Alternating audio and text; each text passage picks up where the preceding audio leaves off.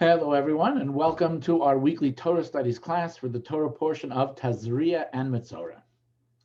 So what is the secret to growth, right? What's the secret to success? Now, this is a question that could apply to just about any issue. Maybe you want to be more successful in business. Maybe you want to be healthier. Maybe you want to grow in your observance of Torah and mitzvahs. What is the secret to developing skills that are going to get you further in life? So one approach is baby steps. No one is going to transform themselves overnight. But if every day you make one step forward, you learn another little skill, over time you will develop and grow and strengthen your talents, and you will be the success that you've always wanted to be. The challenge with this approach is that very often it fails. It sounds appealing, it sounds attractive, no major things need to be done, just one little movement every day, baby steps, and you're going to get there. But the reality is that this often doesn't work. Why doesn't it work? Because very often the problems or the struggles and the challenges that we have are so big, and the baby steps that we're taking are so small. So ultimately, we give up. We've made some progress, but the road ahead seems too far. The progress that we're making seems too little, and we abandon and we give up the whole process. So how can we avoid repeating the same cycle that gets us disappointed in the first place? What's the solution to overcome baby steps fatigue and to actually achieve the transformations in our life that we would like? So of course, we look at this week's Torah portion. It's a double portion, Tazria and Metzorah. In the portion of Tazria, we are given the mitzvah, the commandment of circumcision. When a baby boy is born, on the 8th day, we give the child a bris, a circumcision, and the Torah is very specific that it has to take place during the day. It's not just that it's the 8th day and then maybe it can be done in the evening. Or like Friday night, Shabbos, of course, it begins Friday night. Does not work that way for a bris. The bris has to take place during the day. Traditionally, what we do is try to have a bris as early as we possibly can in the day. So very often you'll have a bris that's connected to shacharis, right? The morning service followed by breakfast. The idea is we want to demonstrate our eagerness and our enthusiasm for doing the mitzvah at the earliest time that we can during the day. So the standard operating procedure, the rule is a bris may not take place at night. The bris has to take place during the day. However, if we go back a little over 3,000 years to the story of the Exodus from Egypt, the Jewish people are commanded to eat from the Pesach sacrifice, from the Pesach offering. However, there was a rule. There was a prerequisite. In order for you to be able to eat from that Pesach lamb, you have to be circumcised. You have to have a bris. The layout of this principle did not go so smoothly. Medrash actually describes a scenario where no one was circumcised. And Moshe sits down to his Korban Pesach, to eat his Pesach lamb, and God caused a miracle that the actual smell of Gan Eden, the actual smell of the Garden of Eden, was emanating from the Pesach lamb of Moshe. Everyone wanted to join in with him. And Moshe says, hey, the rules are you have to be circumcised. They weren't yet circumcised, so immediately, right, they grabbed anything that they could and they circumcised themselves in order for them to be able to participate in eating the Pesach lamb. However, this presents us with a huge problem. As a prerequisite to eating the Korban Pesach, the Jews were circumcised at night. We just said that the mitzvah is the bris must take place during the day. The bris does not take place at night. Yet when we look at the original Exodus from Egypt, the original mass circumcision of the Jewish people, it would appear that it took place at night. How could that be? The Rebbe asks this question, text number 3, Likutei Sichos. The story needs clarification.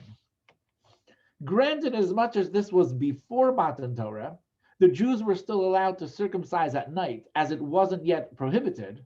But on a deeper level, Why would God specifically orchestrate events to take place at night? The Medrash describes many uncircumcised Jews being miraculously compelled to perform the bris by God decreeing upon the four winds of the world, causing an irresistible fragrance to be exuded from Moshe's paschal lamb. Why then couldn't the same or a similar miracle have been orchestrated by God so that the Jews would be told no one uncircumcised may eat from it and perform the mitzvah properly during the day? So the Rebbe asks a very simple and straightforward question. Even though the Torah had not yet been given, so the prohibition of having a bris at night did not yet apply, why would God organize the bris to take place at night? Why? It could have been done during the day. The same miracle that God performed, or a similar miracle that would have enticed and inspired the Jews to get circumcised, could have happened during the day. Another way of asking the question is, it appears the Jews are rule followers. During the day, tell them that you can't eat from the Pesach sacrifice unless you're circumcised, and they would have gotten circumcised. So why was it important that the circumcision that took place while the Jews were still in Egypt took place at night as opposed to during the day? In order to answer this question, we need to have a better understanding of what the purpose of a bris is. What is the goal of the circumcision? Now, first, we know that it is absolutely one of the foundational and fundamental mitzvahs that there is in the Torah. Because of its nature, Jews throughout history have risked their lives in order to be able to fulfill this mitzvah. Whether it is in the Talmudic era, during the Spanish Inquisition, even in the concentration camps or communist Russia, Jews have risked their lives to be able to observe this mitzvah. So we're going to demonstrate a fabulous story, right, from the Gemara. All right. Our sages taught, once the Romans forbade the circumcision of Jewish boys, and it was at that time that Rabbeinu HaKadosh was born. His father, Rabbi Shimon ben Gamliel, said, God commanded us to perform the bris, and these evildoers decree that we may not. How can we put off God's decree and carry out the whims of some evil man? And like that, he defiantly performed the circumcision. So the story continues that the Romans discovered that Rabbi Shimon ben Gamliel circumcised his son, and they come to arrest him. They are going to send him to Rome and is going to be judged there. So Rabbi Shimon ben Gamliel, together with the wife and the baby, they have to travel to the Roman authorities. On the way, they sleep over in a hotel that was run by a man named Severus. Severus and his wife, they just had a baby, who the Gemara calls Antoninus. They hear the story of Rabbi Shimon ben Gamliel, that they're forced to travel to the Roman authorities because they gave a bris, a circumcision, to their child, and the likely result is they are going to be executed. The family of Severus and Antoninus, they say, we can't allow this to happen. Their heart is breaking for this young family, this baby that was born, and they say, let's switch babies. And that's what's done. Rabbeinu HaKadosh is switched with the baby Antoninus. So Rabbi Shimon ben Gamliel goes with his wife, the baby, they go to the Roman authorities. The Roman authorities, of course, are fuming that the Jews would dare to defy their rules, their edicts, and that they gave their child a circumcision. They want to examine the baby, they open up the baby, and they see that the baby is not circumcised at all. The Roman authorities are furious for having to go through this whole issue and dragging the rabbi and his family there, and they look like a fool making this whole court case and yelling and screaming. And of course, they are sent back. The story continues that when they exchange back their children, Antoninus' mother said, since a miracle was performed through me and my son for you and your son, let us and our children remain friends forever, which is indeed what happened. On account of the breast milk that Antoninus nursed from Rabbeinu HaKadosh's mother, he merited to wait upon the eventual leader of the Jewish people and to study Torah from him. Eventually, he became emperor and is said to have inherited a place in the world to come. So who is this baby Antoninus?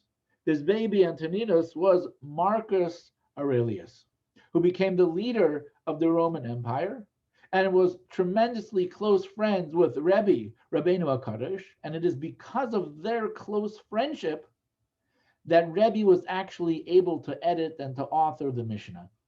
So one of the most important and critical, vital Jewish texts that we have. How do we have it today? Why do we have it today? It's because of the friendship between Rabbeinu HaKadosh and Marcus Aurelius. Where did it begin? With the self-sacrifice to observe the mitzvah of circumcision. So what is so special about a bris that it engenders this type of self-sacrifice? So number one, it is a transformative type of mitzvah. Now, what do I mean by a transformative type of mitzvah? When a person does a mitzvah with a physical object, right? Let's give the example of a Torah scroll. So you take the hide, the skin of an animal, which is not holy, it's simply an animal, and through the process of creating and writing the Torah, you transform that object to become holy. So through doing a mitzvah with our body, we have the ability to make those objects holy. The mitzvah of circumcision is different. We're not just doing a mitzvah with our body becomes the mitzvah. That means we become transformed, we become an actual object of holiness. And there's very real and practical significance to the holiness that we engender through having the bris take place. When Abraham, when Yaakov, they needed to swear to make an oath on something holy, there was no Chumash, there was no Bible that they could place their hand on and make an oath. The Torah tells us that they placed their hand, right, on the part of the body where the circumcision took place, because for them that was the most holiest thing. Like a Torah scroll itself, when a person has a bris, it actually transforms the body and makes it holy. Let's break this down a little bit further. There are two critical elements of the bris. Element number one is the removal of the foreskin. Element number two is that the bris has to take place on the 8th day. So let's explore each one of these issues. So what is this whole removal of the foreskin all about? Now, the Hebrew word for foreskin is arla. Now, the concept of a bris and a circumcision and the concept of the removal of the foreskin, right, is discussed, it's used in a slightly different context as well. So if you look at the book of Devarim, right, chapter 10, verse number 16, the Torah says, you shall circumcise the arla of your heart, and no more shall you be stiff-necked. Rashi comments, what does this mean? The arla of your heart refers to the blockage and covering of the heart. So Rashi is telling us that naturally, right, when a male is born, there's a coarseness that the person has. There is a covering, there's a blockage, there's a insensitivity to spirituality that the male has to overcome. And what is the role of the circumcision? The circumcision is a physical manifestation of removing this kind of natural block that the male has towards spirituality. So the bris is a critical, vital step in the spiritual development of the Jewish male, because naturally there's an obstacle, there's a challenge that has to be removed when it comes to the spiritual sensitivity of the male. Now you might be thinking to yourself, so beautiful the mitzvah of circumcision and its value to a male, but what about a woman? Right? Why does a woman not have a mitzvah that can somewhat be related to circumcision? Now, on the one hand, you could say, okay, biologically, there's no parallel, right? There's no way to have something like a circumcision applies to a woman. So a woman, of course, doesn't need it. But Jewish tradition says it's much deeper than that. It's not just that biologically and physically, like there's no foreskin, there's no orla to be removed, but spiritually speaking, there's no spiritual blockage that needs to be removed, because women are naturally more spiritually sensitive than men. This idea traces back all the way to the beginning of the Torah, with Sarah, right? Abraham's wife. They had a conflict, they had an issue. Abraham consulted God, and God said to Abraham, whatever your wife tells you, whatever Sarah tells you, you listen to her voice. Because Sarah had an insight, she had a spiritual sensitivity that Abraham did not possess. The Talmud tells us that the reason that the Jewish people were redeemed from Egypt was only in the merit of the righteous women. The biggest scandal to ever take place amongst the Jewish people was the building of the golden calf. It was literally spiritual adultery on the Jewish people's wedding day to God. And what does the Medrash tell us? When collecting gold for the golden calf, the men first approached the women asking for their jewelry. The women stood up to them and said, never will we forsake our God who has just performed for us such miracles and might. God forbid that we should fashion an idol. When the men saw that the women refused to take part, they stripped themselves of the golden earrings that were on their ears. It does not say on their wives' ears, but on their ears.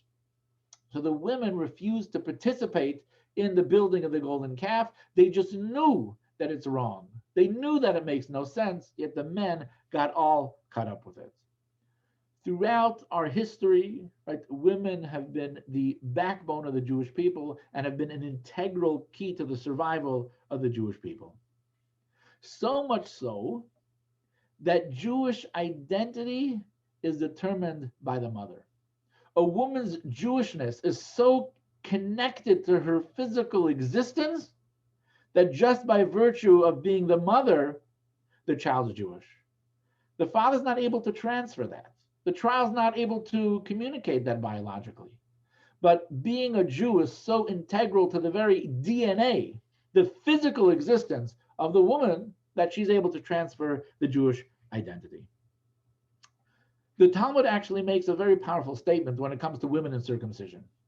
The Talmud says it's not that women don't need a circumcision, it's that women are considered to be already circumcised with all the spiritual benefits and the natural sensitivity that goes along with it. Now, this is not a patronizing statement. There's a very real and practical legal ramification. Who is qualified to be able to perform a circumcision?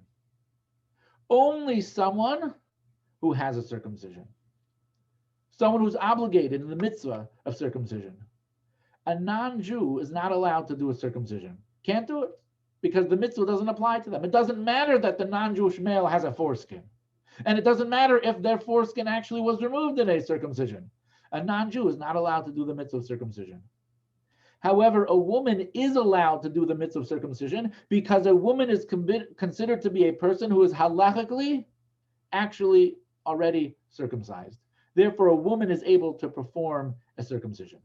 Now, on a practical level, historically, men have been mohalim. Men have been the one to perform circumcisions, which it does make sense because they are the ones who have the mitzvah themselves in the sense that they have the foreskin that was removed. So therefore, they're the ones who do the mitzvah. But there have been many circumstances in history where a male was not available and women stepped forward to perform this mitzvah. We know the Torah tells us, of course, about Zipporah, the wife of Moshe, who performed the circumcision on her children. All right, why? So now we have established what does the removal of the foreskin represent. It removes a natural blockage, a natural insensitivity that a male is born with, and opens up the heart, opens up the soul to spirituality.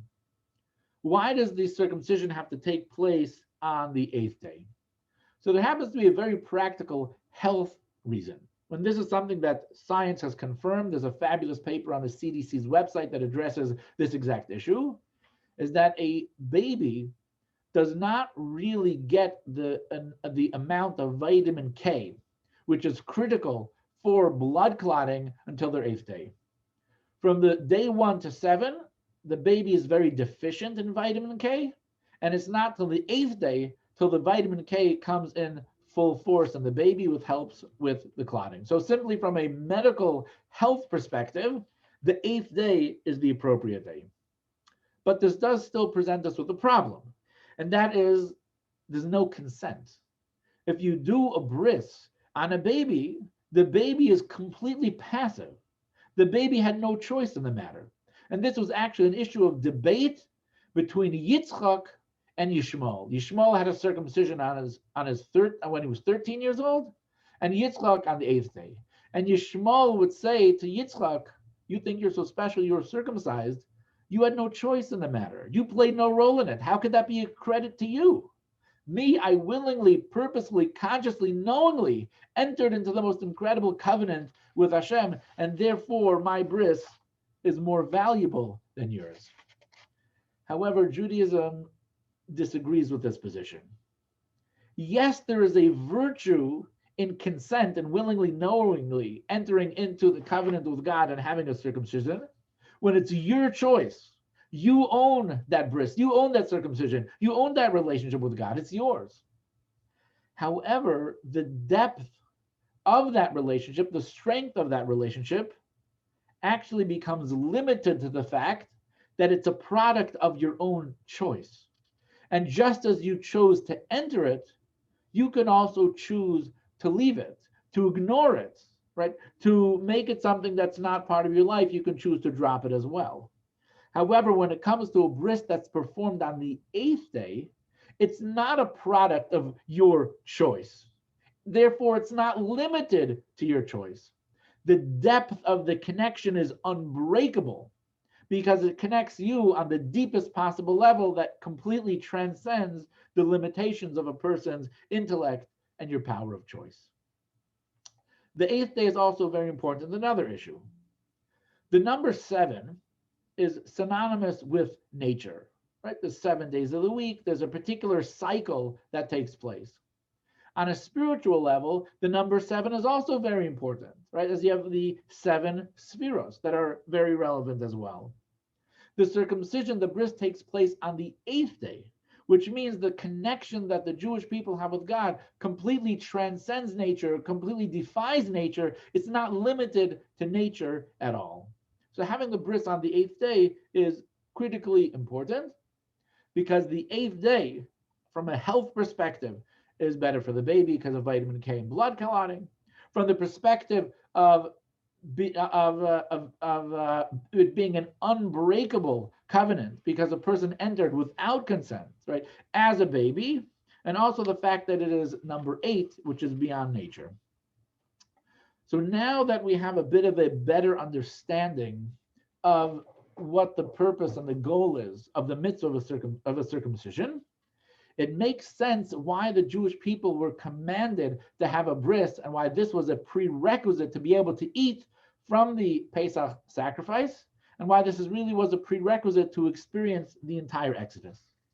Because what was the state of the Jewish people just before the Exodus from Egypt? Not only were they physically enslaved, but they were spiritually enslaved as well. Not only was it impossible for a Jew to break free from the slavery in Egypt, the physical slavery, it was impossible for a Jew to break free from the spiritual slavery. The soul, the heart of the Jew was cut off. It was locked in. It was imprisoned. The soul simply was not able to feel anything. It became dull. It was like a rock. It was desensitized. There was simply no way. How did the Jewish people merit to physically be removed from slavery? It was a miracle, right? It was God through the 10 plagues. It was through the splitting of the Red Sea. The only way for the impossible to become possible was with direct divine intervention. Exactly the same thing applied to the spiritual slavery of the Jewish people. The only way for the Jewish people to overcome and to get out of the impossible spiritual slavery that we're in was to do something that also was impossible. What was that? To have a bris. But not just a regular bris, to have a bris that took place at night. Why at night? Because normally to have a bris at night is impossible. It defies the rules. It goes against the nature and the principle of a bris. But what was Hashem communicating to the Jewish people at the moment before their exodus from Egypt, Hashem says, I am reaching out to you. I am connecting with you from a place that is beyond what is normally possible. Not only for your physical redemption, but your spiritual redemption as well. To leave Egypt, to get out of your own way, to make your heart spiritually sensitive, just as it would be impossible to leave Egypt as a slave, it would be impossible to leave the spiritual slavery as well. Right? It's nighttime. It's impossible. Yet what does God do? He commands the Jewish people to do that which is impossible. He makes that possible. Having the bris, which took place at night, was the key. So the answer to the main question, the deep entanglement, right, that the Jewish people had with Egyptian culture, with physicality, with materialism, with paganism, with everything that Egypt represented, they were so deeply intertwined and entangled, it required an extra powerful force for the Jews to escape. God reached out to the Jews from a lofty space where the limitations of darkness are irrelevant. Now we have another question. How can I translate and incorporate these lessons into my day-to-day life? Anytime we learn something in Torah, we have to apply it to our daily life. How much more so when it comes to an insight that we have learned, when it comes to the story of the Exodus from Egypt, because what does the Torah tell us? In every generation, a person is obligated to regard himself as if he personally left Egypt. So that means each and every one of us today have to experience our own exodus from Egypt. So what can we learn from the story of the circumcision that took place at night? How can I translate and incorporate these lessons in my day-to-day life? Now, what if one feels stuck in their own cycle of Egypt? What if you feel right now that you are maybe not a physical slave in Egypt, but you're a spiritual slave? That means you believe that there are certain things in your life that are impossible to be able to do. It's impossible. To become a Shomer Shabbos, to be fully observant on Shabbos, impossible. To fully kosher my house, impossible. To never go to a non-kosher restaurant, to only go to kosher restaurants, impossible. To put on tefillin every day, to light Shabbos candles on time, whatever the mitzvah is. You may want it, you may desire it, you may believe in it, you might hope for it, but it just seems out of reach. It seems it is absolutely impossible. One solution, as we mentioned in the beginning of class, is baby steps. It's not all or nothing. You don't have to transform your life in one day. One little thing at a time. Just make one baby step, just one little thing forward, and you're going to get there. Now, while there is truth to that, and it can work, and it is a healthy way to do things, but as we mentioned at the beginning of the class, oftentimes this approach fails. Why does it fail?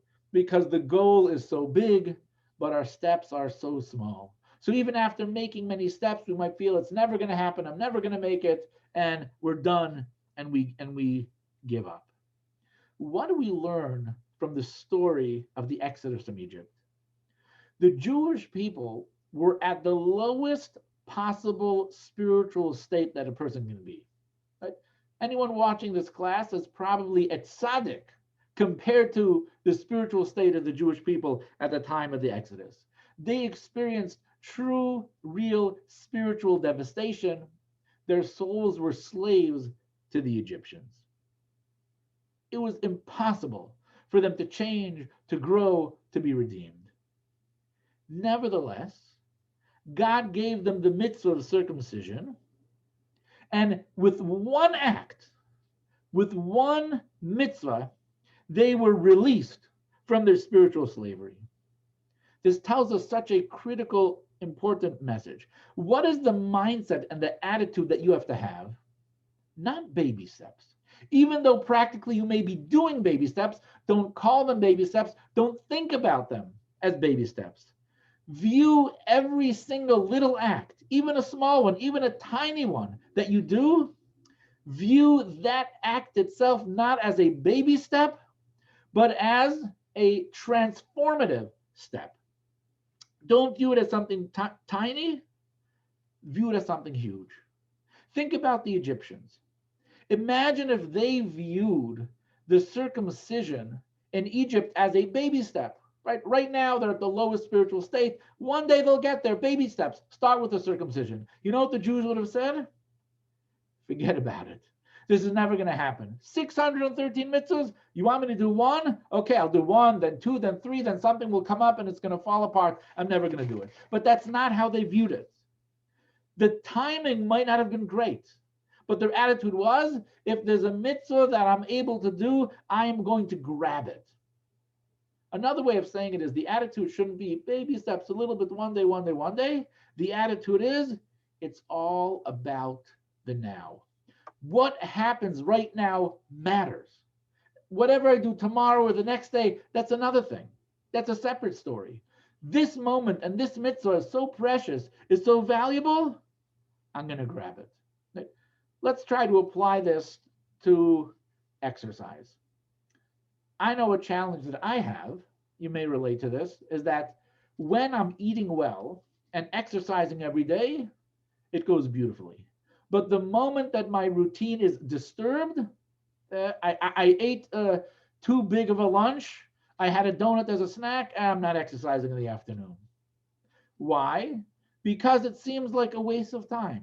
It doesn't seem worthwhile. It doesn't seem like we're getting any closer to our goal. What's the difference if I exercise today? I already had a donut. What, I'm somehow going to be healthy? But what do we learn from this story of the circumcision? That yes, you will be healthy today, because a person who exercises today is much more healthy today than they were if they didn't exercise. The act of doing the exercise is so critical and valuable. So same thing, don't be distracted always by the long-term goals and how far the baby steps is taking you, but the value and the worth of this mitzvah is critical, it's transformative, it's redemptive, and in and of itself, even with nothing else, is valuable and worthwhile achieving. We'll conclude with a fascinating text here from the Rebbe, text number 13. The function of a garment is to enhance the wearer. According to Kabbalah, the same applies to the garments of the soul, namely thought, speech, and action. For instance, a fool who repeats a wise person's words, anyone hearing him will assume he's brilliant. Or a naturally mean-spirited person, if he actually does good, people will see him as naturally good. Hasidic thought explains that a mystical energy within them is what enables our simple garments to enhance our core. Now, if this transformative effect is true of any garment, then the garments we use to perform Torah and mitzvahs must be all the more life-changing. There are 2 points to consider here. A, throughout the entire duration of performing any mitzvah, and regardless of your current religious status or spiritual state, God dwells and is outfitted inside you. After all, you are wearing his garments. Hence, our sages mandate to stand in respect for someone performing a mitzvah, even when that person is completely unlearned. B, not only can you bask in the temporary aura of a mitzvah, but also the transformative energy of its garments will affect lasting change in you. Hence, our sages' insistence that we perform mitzvahs regardless of our current feelings of inspiration. In fact, we are urged to perform mitzvahs even if we are motivated by entirely ulterior motives, because their spiritual light will eventually lead you to doing it for its own sake. Moreover, the sages' wording, mitoich shaloi lishma bo lishma, can be read at the core of an uninspired behavior, there is inspiration. In other words, because your super consciousness desires connection with God, your performance of a mitzvah, despite not being consciously aware of it, allows for your deepest self to be expressed. To wrap this up, what is the Rebbe trying to say here? Don't worry about the timing. Don't worry if it's at night. Don't worry if you feel that you are surrounded by spiritual darkness. Don't worry if you feel that your one act is not going to get you that much closer to your goal. Don't allow that to deter you.